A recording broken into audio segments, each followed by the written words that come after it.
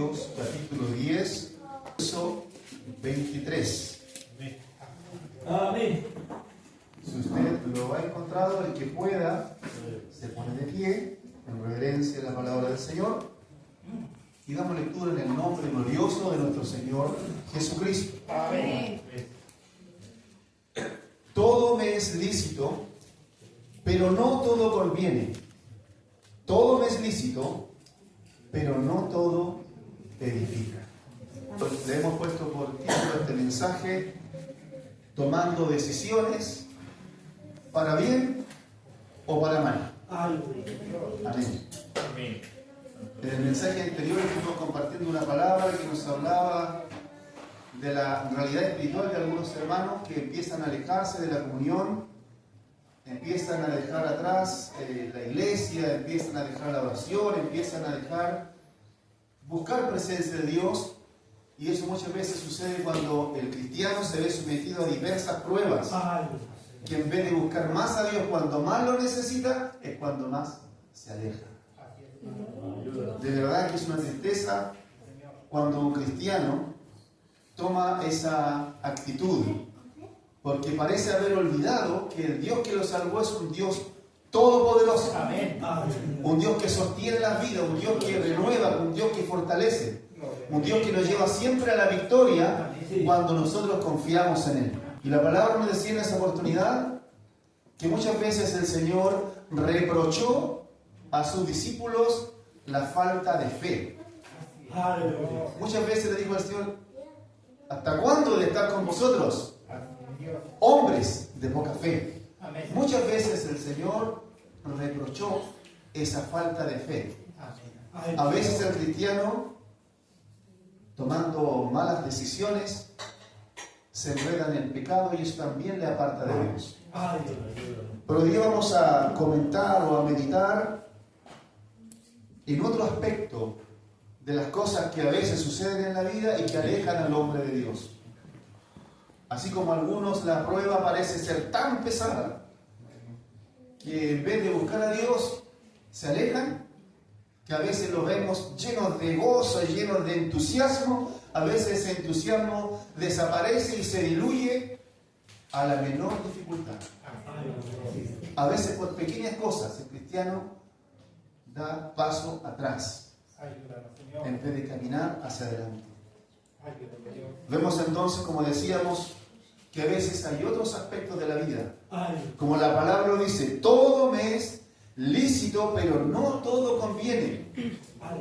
Todo me es lícito, pero no todo edifica. Eso tiene que ver con las decisiones que tomamos en la vida, hermanos. Dios a usted y a mí nos da el libre albedrío, la capacidad de tomar decisiones. Pero cada una de ellas va a afectar nuestra vida para bien o para mal. A veces esas decisiones tienen que ver con las relaciones interpersonales, con las amistades con las que a veces tenemos una comunión que va más allá de lo prudente, de lo razonable, porque a veces, como dice el dicho, dime con quién andas y te diré quién eres. Muchas veces el cristiano se hace amistad de personas que no van a ser de bendición para su vida, sino que lo van a envolver en un ambiente del mundo donde el cristiano puede terminar más afuera que adentro. El lícito juntarse puede compartir, sí, pero usted tiene que guardarse para Dios, también manteniendo sus límites. Y eso hay que tenerlo claro, hermanos, porque a veces cuando nosotros tenemos esas amistades, que yo creo que lo razonable sería que hubiera camaradería y amistad con el pueblo de Dios, porque allí usted no va a encontrar el tropiezo que va a encontrar afuera. Allí va a encontrar un apoyo, allí usted va a encontrar a alguien que va a orar por usted si usted tiene una necesidad. Allí usted va a encontrar a alguien que puede ser una influencia positiva para su vida. Pero ¿qué pasa cuando nos dejamos rodear nosotros por aquellas personas que no son realmente personas de bendición? ¿No será que eso nos puede afectar para mal? Miren lo que dice acá el Salmo 50, verso 18. Salmo 50, verso 18. Dice, si veías al ladrón, tú corrías con él, y con los adúlteros era tu parte. ¿Qué tiene que andar haciendo un cristiano con un ladrón y un adúltero? Tal vez aprender sus malas mañas. Por eso el dicho en el mundo que les citaba recién tiene bastante razón. Dime con quién andas y te diré quién eres. Muchas veces tener o tomar la decisión de tener cierta amistad, cierto compañerismo con personas que nos van a hacer de edificación, es más sabio acercarse a ellos en algún momento donde usted pueda compartir una palabra de Dios, pero no para andar en los pasos que andan ellos. No siempre conviene, no siempre edifica. Es más fácil que sea al revés. Y esto no solamente cuando tenemos compañerismo o amistad con gente del mundo. Esto va para los jóvenes, los solteros principalmente. Aquellos que están solitos en la vida, que muchas veces a causa de esa soledad empiezan a mirar a una persona que no les conviene. Yo conozco el caso de una niña, una señorita cristiana que yo conocí cuando me convertí. Isabel y yo llegamos juntos al camino del Señor, y en ese lugar había una niña que era líder de jóvenes, una iglesia con bastante membresía, y había cultos que eran exclusivos de jóvenes, solo los jóvenes hacían el culto, ellos coordinaban, ellos predicaban, porque era una iglesia numerosa. Y esta niña empezó a llegar a la iglesia con un jovencito que era su pololo. Y resulta que yo la miraba con admiración a ella, porque ella era muy activa, era muy dinámica, muy comprometida con las cosas de Dios, pero ella se relacionó sentimentalmente con un joven del mundo. Y este joven empezó a llegar a la iglesia, continuamente, con ella. Y ocurre que un día se casaron, y al poco pasar, hasta ahí llegó la hermana, ya no fue más a la iglesia, empezó a quedarse, y esto no quedó ahí, sino que con el paso del tiempo el matrimonio se destruyó. Y ahora este muchacho anda por la vida con otras personas, y nuestra hermana querida y admirada también tiene otra vida y otra persona en su vida. Y todo comenzó con la mala decisión de mirar a la persona equivocada. Por eso dice, tomando decisiones para bien o para mal. Por eso nos decía la palabra, ¿verdad?, la que leímos al principio, que todo nos es lícito con las decisiones que tomamos. Y este tipo de decisiones, hermanos queridos, afectan a nuestras vidas. Hubo un hombre en su tiempo, el más sabio de su época, Salomón, que siendo sabio como era, visitado por la reina de Sabá, admirado por los reyes, por su sabiduría, este hombre cometió la torpeza de mirar mujeres extranjeras que no eran del pueblo de Dios. Hay ciertas cosas que yo no entiendo. El Señor de la costilla de Adán formó solo una mujer, no 2, 3, 4 ni 5. Pero por alguna razón que yo no conozco, Dios permitía a los reyes tener muchas mujeres. Y este hombre, teniendo todas las mujeres que Dios le permitió tener, se le ocurre mirar a otras mujeres que no eran del pueblo de Dios. Mire usted lo que dice Primera de Reyes, capítulo 11.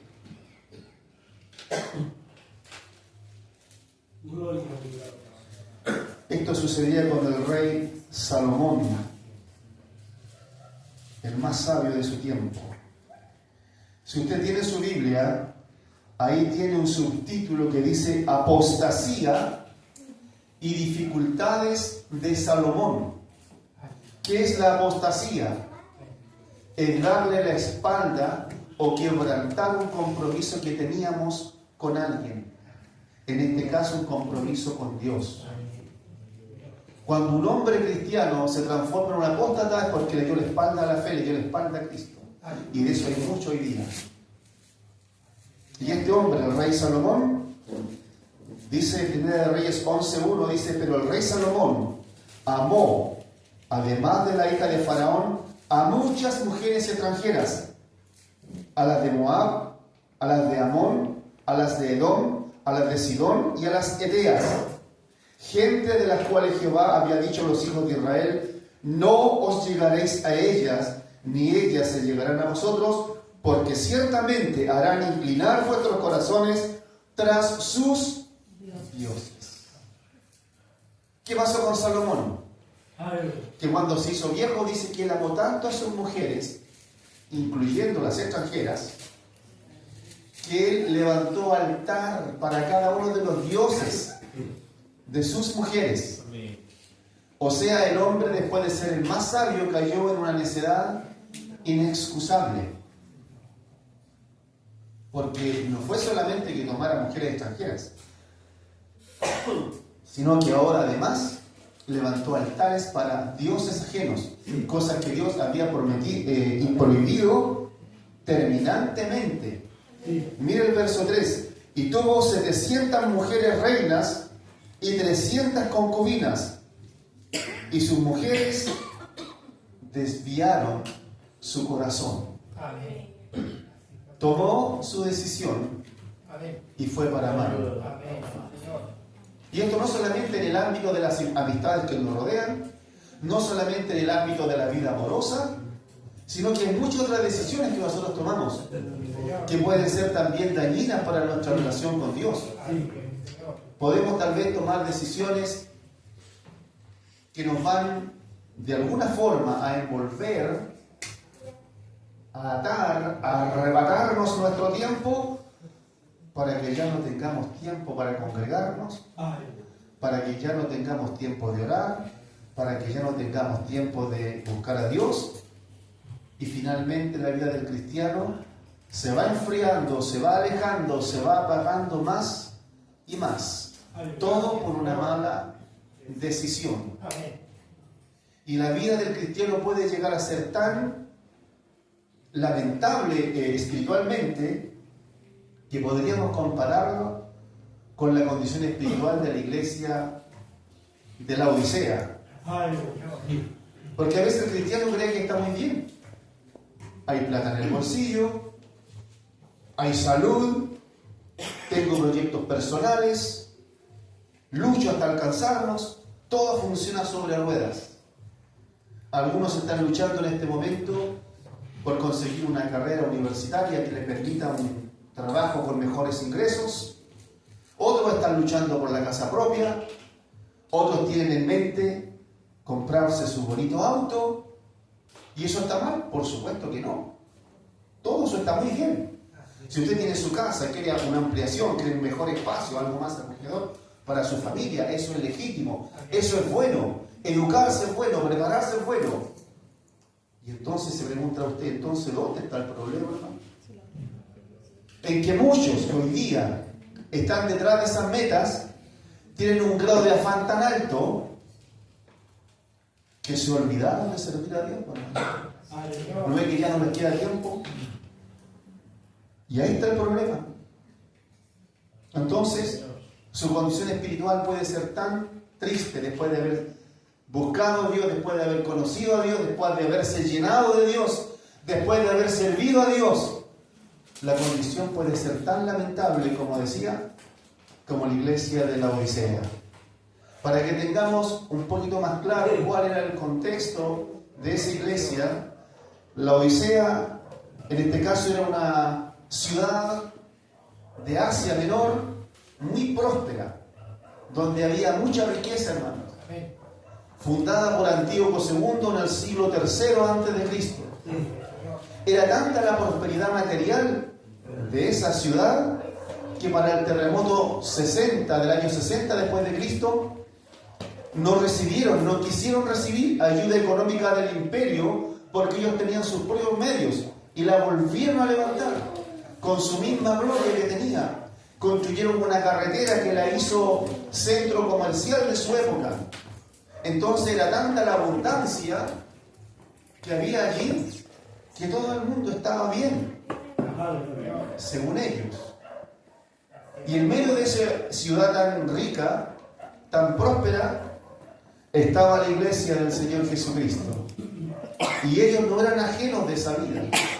Ellos vivían también en el lujo, vivían también en la riqueza. Estaban supuestamente bien. Y hoy día cuando nosotros vemos una persona que está luchando y que tiene una empresa grande, que tiene su buen vehículo, su buena pinta, su buena casa, viaja al extranjero de vacaciones, ¿qué dice usted? Esa persona es exitosa. Pero el éxito de Dios no se mide por los términos de la riqueza o grandeza espiritual, o sea, física o material, hermanos, perdón. Decimos, esta persona tiene un estatus social alto, es exitosa. Pero ocurre, amados, que la visión del mundo es esa, pero la visión de Dios no es así. Y ocurre que esta iglesia, que vivía en medio de la opulencia, un día el Señor le manda a Juan, que estaba allí en la isla de Patmos, desterrado por causa del Evangelio, a la que le enviase 7 cartas a las 7 iglesias. Y allí esa carta es recibida por el pastor de cada iglesia. Como dice la palabra de Dios allí en Apocalipsis capítulo 3, le decía el Señor: escribe al ángel de la iglesia en la Odisea. El ángel de la iglesia, o la estrella de la iglesia, simbólicamente aquí representa al pastor de la iglesia. Eso lo vemos aquí en Apocalipsis capítulo 1 verso 20. Entonces recibe este varón la carta, y aquí ellos que se sentían tan bien, que estaban tan bien según ellos, porque vivían holgadamente, dándole placer y gusto a todo lo que ellos quisieran, porque era una ciudad rica. Dios les revela su triste y penosa realidad. Le dice así, capítulo 3, verso 14 en adelante: y escribe al ángel de la iglesia en la Odisea: he aquí el amén, el testigo fiel y verdadero, el principio de la creación de Dios, dice esto: yo conozco tus obras. Yo sé cómo tú me sirves a mí.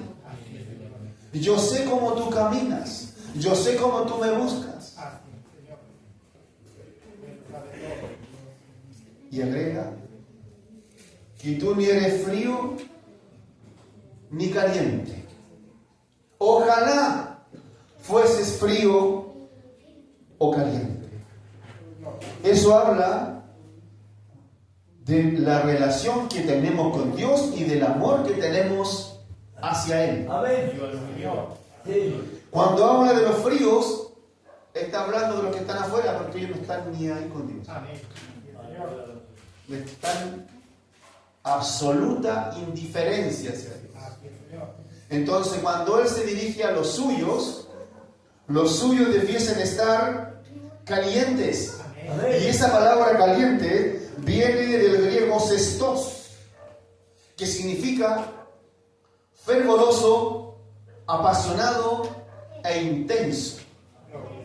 Su amor por el Señor, mi amor por el Señor, debía ser fervoroso, apasionado e intenso. Un amor ardiente. Pero acá la palabra dice: tú no eres ni frío ni caliente. En otras palabras, tú dices que me amas, pero no me adoras. Tú dices que crees en mí, pero no me sirves. Tú dices que Vas a dar tu vida por mí, pero tu corazón está más afuera que adentro. Con un pie más afuera que adentro, más en el mundo que adentro, medio mundano y medio cristiano. ¿Y qué nos dice acá? Pero por cuanto eres tibio y no frío ni caliente, te vomitaré de mi boca.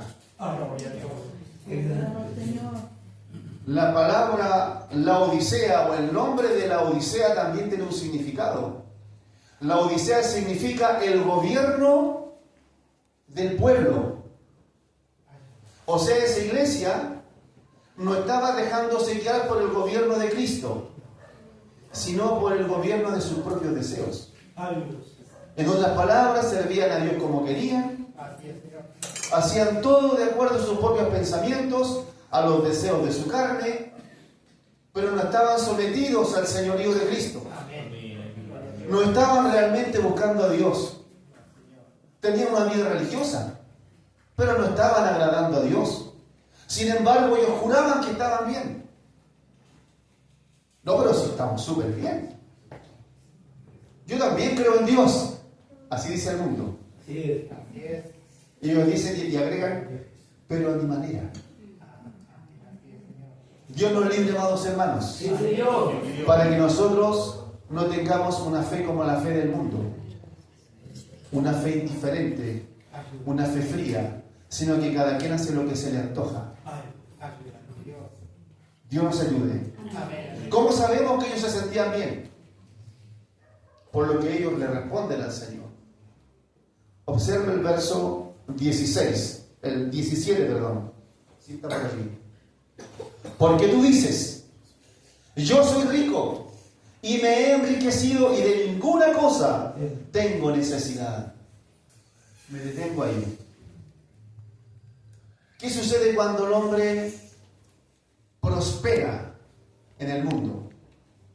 Cuando el mundo le da todo lo que ellos precisan e incluso mucho más. El hombre vive a su manera, hace toda la pinta de él, va para donde quiere, se compra la mejor mansión, el mejor auto, hace lo que quiere, va para allá, va para acá y tiene una cierta clase de fe en su corazón, pero ya hace tiempo que dejó de buscar a Dios y dice, yo soy rico, me he enriquecido y de ninguna cosa tengo necesidad. En otras palabras, el hombre cuando tiene más de lo que necesita, empieza a sentirse autosuficiente. Ya no tengo necesidad de Dios. Y como ya no tengo necesidad de Dios, no busco a Dios, no sirvo a Dios, no adoro a Dios, porque así como estoy súper bien. Ellos creían que estaban bien, hermanos. Pero miren lo que le responde el Señor. Tú dices, yo soy rico, me he enriquecido y de ninguna cosa tengo necesidad. Y no sabes, no te has dado cuenta que tú eres un desventurado. Busqué la palabra desventurado en el diccionario de la Real Academia Española y significa desgraciado e infeliz. Amén. Y no sabes que tú eres un desgraciado, infeliz, miserable, pobre, ciego y desnudo. Amén. Amontonaste para esta vida, pero para la otra no tienes absolutamente nada. Tenía todo lo que quería, pero en su vida espiritual era un pobre. Un hombre que vivía en la miseria espiritual. A lo mejor podía alegrarse por un rato con los amigos y la alegría le duraba el rato que se juntaba con ellos. Pero ya no estaba el gozo de Dios. No estaba la paz de Dios. No estaba la presencia de su Espíritu llenándole.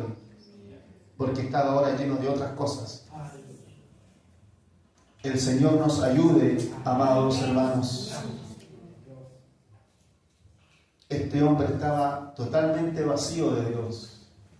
Por tanto, yo te aconsejo que de mí compres oro refinado en fuego para que seas rico en vestiduras blancas, para vestirte y que no se descubra la vergüenza de tu desnudez, y unge tus ojos con colirio para que veas. Es tremendo, hermano, cuando un cristiano ha conocido a Dios y luego su vida espiritual llega a ese nivel de pobreza. ¿Sabe, hermano, que no hay ningún problema que el cristiano pueda crecer materialmente? No hay problema con eso. De hecho, había grandes hombres de Dios extraordinariamente ricos. Salomón, David, Abraham. El tema es que ellos supieron colocar la riqueza en su lugar y colocar a Dios en el lugar que a Dios le corresponde. El tema es cuando nosotros no lo tenemos claro, hermano. ¿Sabe que desgraciadamente esta palabra me hace recordar a un hermano con el cual serví muchos años al Señor? Trabajamos juntos por muchos años. Yo esta historia se la he contado antes, pero es oportuno recordarla. Este hombre salía a la calle con un triciclo, era semanero, vendía cositas, y en una libreta anotaba al cliente una cuota hora, y de unos 15 días, y así se daba vuelta la vida. Pero tenía otros hermanos, todos eran incircuncisos, todos eran del mundo. Y uno de ellos empezó a trabajar en la construcción, le fue bien, armó empresa, subcontratista, obviamente a trabajar con nosotros, se fue el hermanito para allá, pero los hermanos eran chuecos para trabajar, hermano, robaban, y él estuvo metido en el lote.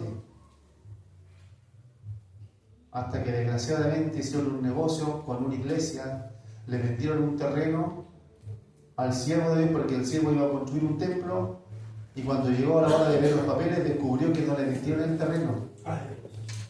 Y él pagó, el pastor había pagado.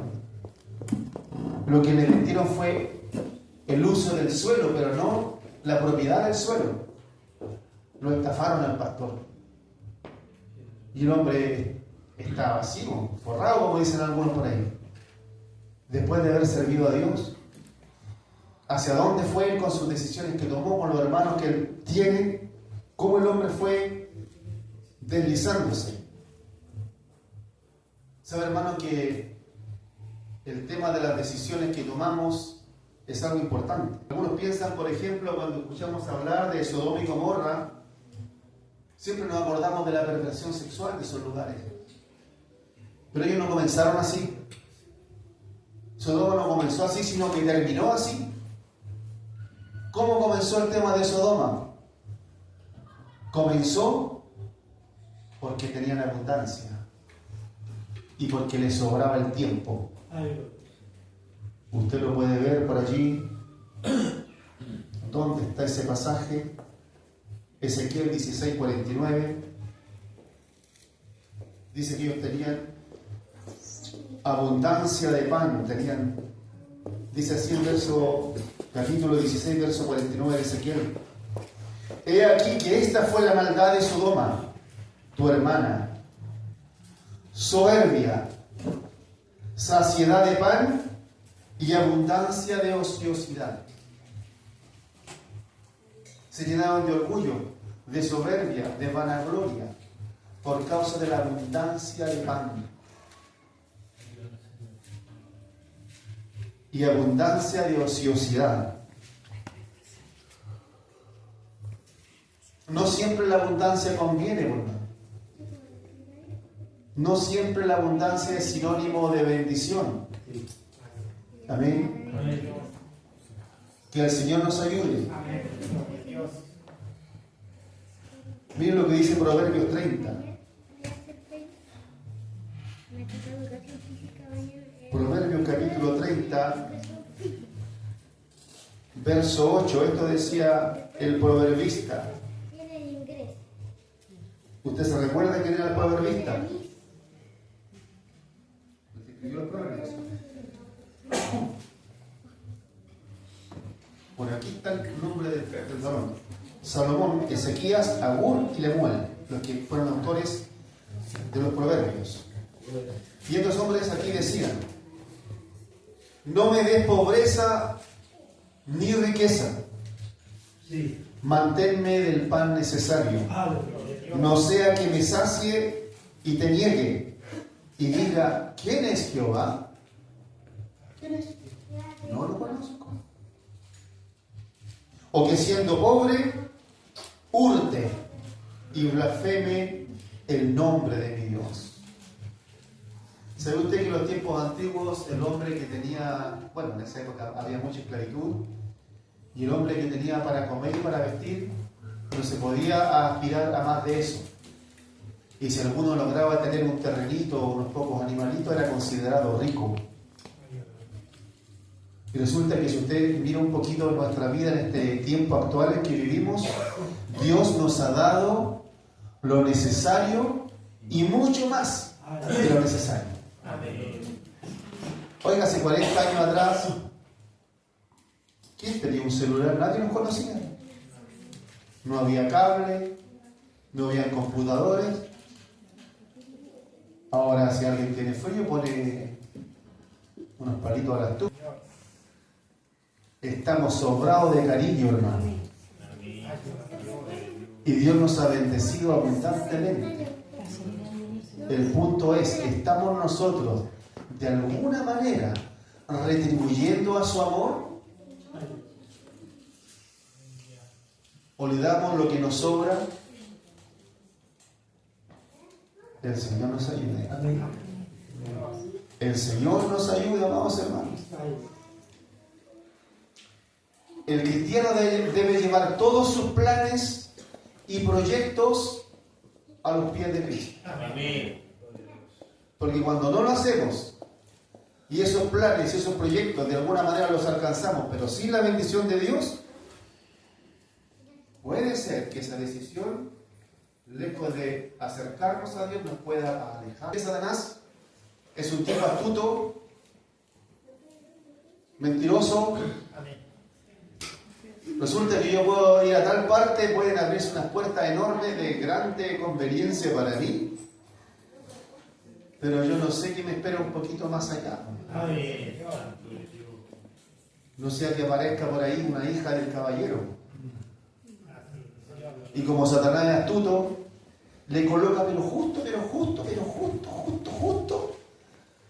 donde usted puede tropezar. Y el enemigo no lo coloca, él también tiene lo suyo, hermano. Cuidado con nuestras decisiones. Porque el enemigo se las trae. Y el apóstol Pablo decía, nosotros no ignoramos sus maquinaciones. Porque el cristiano tiene que ser astuto. Por medio del conocimiento de la palabra, saber cómo actúa, cómo se mueve el caballero. Cuando usted empieza a notar algo, entienda, como dice el dicho, para dónde va la micro. Pero hay algunos que les gusta subirse a esa micro, ¿no? Saben que está pisando terreno medio peligroso, pero a veces sube igual, porque total, hasta por ahí nomás. Ni muy allá ni muy acá, pero una vez de repente pisa mal, se tropieza y se va de vuelta. ¿No es que el enemigo le muestra lo más lindo que tiene? Le muestra lo bien que puede usted disfrutar de aquello, pero no le muestra las consecuencias. Y lo ciega. Lo ciega. Lo entorpece. Le nubla el entendimiento. Hasta que lo enreda, como los tentáculos del pulpo. ¿Ha visto usted las serpientes cuando atrapan a su presa? Lo envuelven, lo aprietan, lo asfixian y después venga para... Espiritualmente pasa lo mismo cuando nos dejamos enredar por ese tipo de cositas, hermano. Y a veces estamos en la iglesia. A veces venimos a servir a Dios, venimos a adorar a Dios, a oír palabras de Dios, pero estamos en esa. Que el Señor nos ayude, hermanos. El cristiano debe llevar todos sus planes y proyectos a los pies de Cristo para que Él haga su voluntad en ellos. Debemos comprender también que a veces los planes de Dios no son los mismos planes nuestros y no siempre vamos a conseguir lo que queremos. ¿Sabe por qué? Porque los planes de Dios para nosotros son mejores que los que nosotros tenemos. El problema es que a veces el cristiano, cuando no alcanza lo que quiere, como que se bajonea. Y dice por ahí una palabra: si Jehová no edifica la casa, en vano trabajan los que la edifican. Amén. Si Jehová no guarda la ciudad, en vano vela la guardia, los centinelas, los soldados que están ahí observando el horizonte. Porque puede que le manden un dron ni lo vean, y le manden y hasta ahí llegó el guardia y la ciudad. Si Dios no está ahí con eso, déjelo, hermano. Lo que es de Dios, y lo que no es de Dios, no es de Dios. Así que no coqueteemos más con aquellas cosas que el Señor conoce y que no le agradan a Dios. Debemos enfocarnos entonces en buscar su voluntad.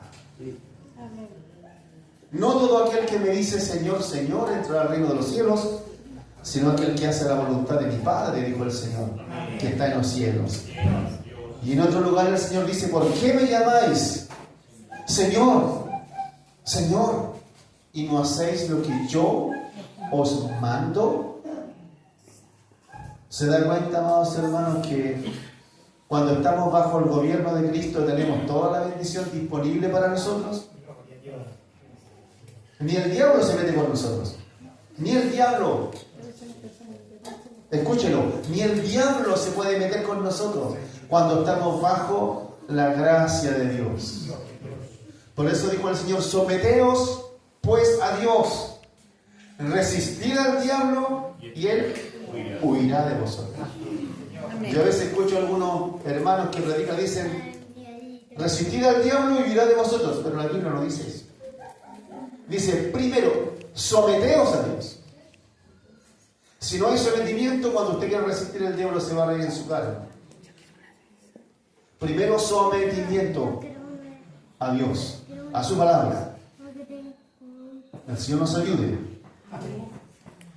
Es importante, amados hermanos, que cualquier decisión que usted tome, sea laboral, sea de relaciones interpersonales, sea de relaciones amorosas, que ninguna de ellas sea un obstáculo para su relación con Dios.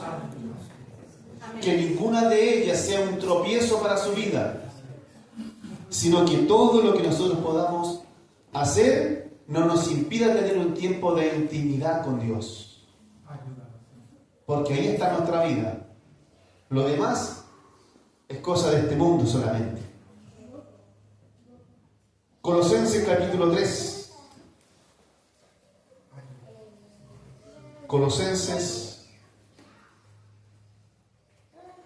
capítulo 3, verso 1 y 2. Si pues habéis resucitado con Cristo, buscad las cosas de arriba, donde está Cristo sentado a la diestra de Dios. Poned la mira en las cosas de arriba, no en las de la tierra. No en las de la tierra. ¿Por qué, hermanos? Porque las cosas de la tierra son temporales, son pasajeras. Pero las de arriba son eternas. ¿Se da cuenta que el Señor siempre nos está llevando a la bendición? Por eso el Señor dice en otro lugar: mas buscad primeramente el reino de Dios y su justicia, y todas las demás cosas serán dadas por añadidura. Usted se pone a ver algunos programas supuestamente cristianos en internet, o el caso de Enlace. ¿Usted escuchó hablar de Enlace? Es un canal de televisión, entre paréntesis, entre comillas, donde allá, hermano querido, si usted quiere la bendición, traiga su semilla. En otras palabras, ven que traiga su billete. Mientras más grande sea su milagro, más grande es su semilla. Como si las bendiciones de Dios se compraran con dinero.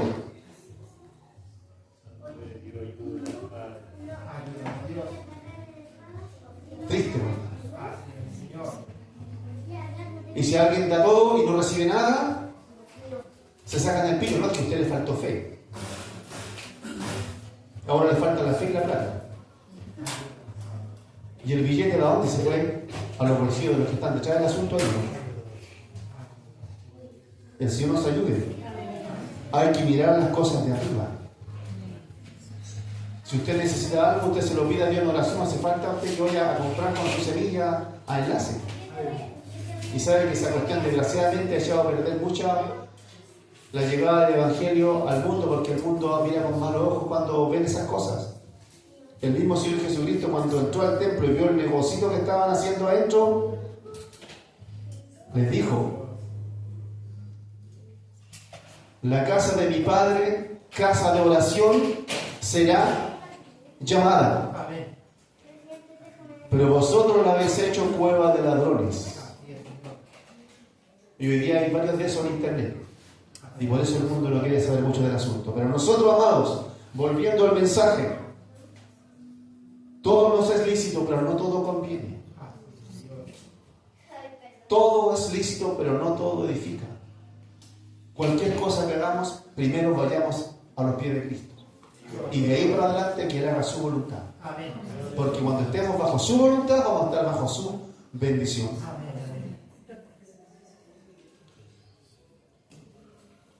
Bueno, con respecto al tema económico, todos necesitamos vivir.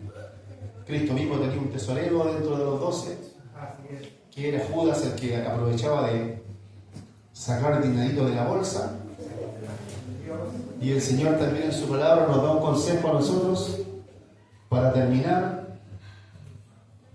No nos preocupemos tanto de las cosas de este mundo, hermano querido, porque ciertamente cuando salgamos de acá nada vamos a llevar. Lo único que podemos llevarnos es la bendición de Dios. Mateo 6, miren lo que dice por acá, verso 19: no os hagáis tesoros en la tierra. Verso 20: sino haceos tesoros en el cielo, donde ni la polilla ni el orín corrompen, y donde ladrones no minan ni hurtan, porque donde esté vuestro tesoro, allí estará vuestro corazón.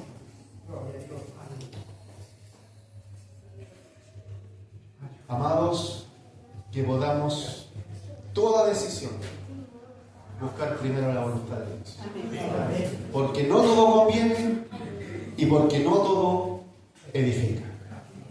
El Señor les bendiga, amados hermanos. Les invito a orar al Señor.